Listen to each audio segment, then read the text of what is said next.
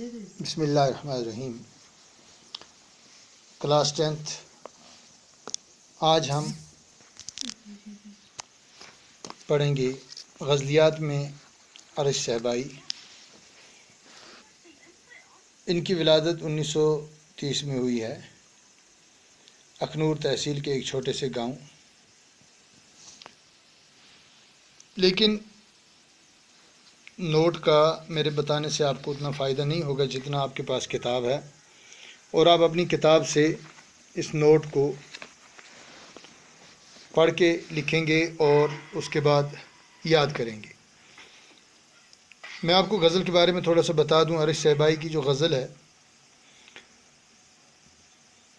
غزل number 1: کون سا وہ زخم دل تھا جو تر و تازہ نہ تھا، زندگی میں اتنے غم تھے جن کا اندازہ نہ تھا۔ عرش صہبائی فرماتے ہیں اس شعر میں کہ دل کا وہ کون سا زخم تھا ایسا کہ جو ابھی تازہ نہیں تھا، یعنی دل کا ہر ایک زخم تازہ تھا، اور زندگی میں اتنے غم تھے کہ جن کا شمار نہیں ہو سکتا تھا، اندازہ نہیں تھا، جنہیں تولا یا گنا نہیں جا سکتا تھا۔ ہم نکل سکتے بھی تو کیوں کر حصار ذات سے، صرف دیواریں ہی دیواریں تھی دروازہ نہ تھا۔ حصار ذات ہو گیا، اپنی ذات سے انسان نہیں نکل سکتا۔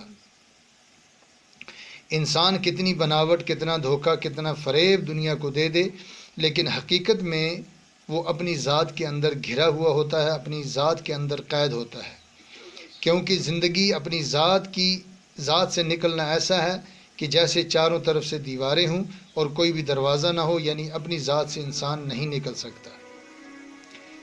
اس کی آنکھوں سے نمایاں تھی محبت کی چمک، اس کے چہرے پر نئی تہذیب کا غازہ نہ تھا۔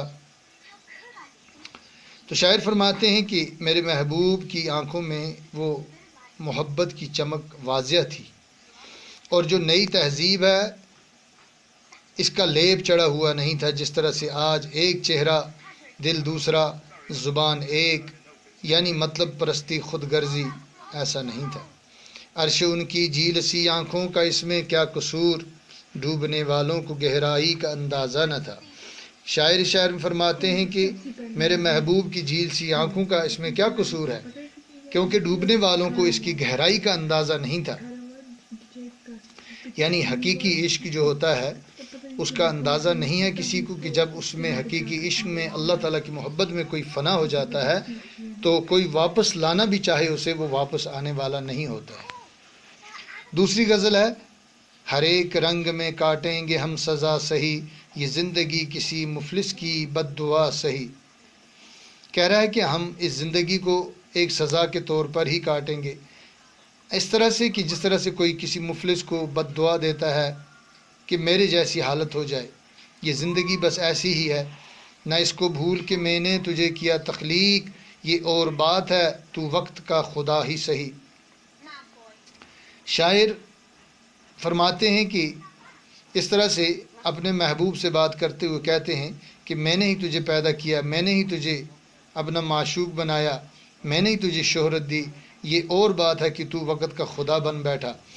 تو یعنی یہاں پہ ایک چیز ہے کہ شاعر اس طرف بھی اشارہ کر رہے ہیں کہ اللہ تعالیٰ اپنے بندے سے، انسان سے فرماتا ہے کہ میں نے تجھے پیدا کیا، تیرا کوئی وجود نہیں تھا، تیری کوئی ہستی نہیں تھی، اور آج تو وقت کا خود خدا بن بیٹھا ہے۔ آگے شاعر فرماتے ہیں یہی بہت ہے کہ مجھ پر تیری توجہ ہے، تیری نگاہ کا انداز دوسرا ہی صحیح۔ شاعر کہہ رہے ہیں کہ میرے محبوب کی مجھ پر توجہ ہے، لیکن اس کا اندازہ دوسرا ہے۔ جیسے اللہ تعالیٰ جس بندے سے محبت کرتا ہے اس کو تکلیفوں میں، پریشانیوں میں، مصیبتوں میں، غربت میں، بیماریوں میں لگا دیتا ہے تاکہ ہمیشہ وہ غم میں اللہ تعالیٰ کو یاد کرتا رہے۔ تو شاعر یہاں پر اسی قسم کا اشارہ دے رہے ہیں، وہ میری روح میں تحلیل ہو چکا ہے عرش، اگر وہ مجھ سے جدا ہے چلو جدا ہی صحیح۔ شاعر اپنے محبوب کے بارے میں بتا رہے ہیں وہ میری روح میں تحلیل ہو چکا۔ تحلیل جس طرح نمک پانی میں ڈال دیں، چینی ڈال دیں تو وہ تحلیل گھل مل جاتی ہے، اس طرح سے میری روح میں میرا محبوب تحلیل ہو چکا ہے، اگر تمہیں لگتا ہے وہ جدا ہے تو جدا ہی صحیح۔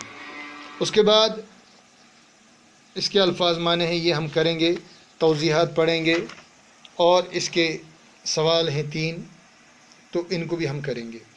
لیکن ایک بات یاد رکھیے سب سے پہلے کہ جس وقت تشریح کرنی ہو ہمیں، جس طرح سے آپ کو بتایا بھی گیا ہے، لیکن شاید کچھ طلبہ اس بات کو بھول گئے ہوں کہ سب سے پہلے ہم شعر لکھیں گے یا شعر لکھا ہوا ہے، نیچے جب ہم تشریح لکھیں گے تو ہم لکھیں گے یہ شعر فلاں شاعر، مان لیجئے میر تقی میر حیدر علی آتش کا، مرزا غالب کا، فانی بدایونی کا، عرش صہبائی، یا جو بھی شاعر ہو تو اس کا لکھیں گے ہم کہ یہ فلاں شاعر کا شعر ہے، تو یہ ان کی غزل سے لیا گیا ہے، یہ غزل ہماری درسی کتاب میں شامل نصاب ہے، یعنی سلیبس میں شامل ہے، اور اس شعر میں شاعر فرماتے ہیں کہ اس کے آگے ہم اس کی تشریح لکھیں گے، اس کا ترجمہ لکھیں گے، یا جو بھی وضاحت کرنا چاہیں جو ہماری سمجھ میں آئے، تو جو بات ہم دوسرے کو آسانی سے سمجھا سکیں وہ ہم نے لکھنی ہے۔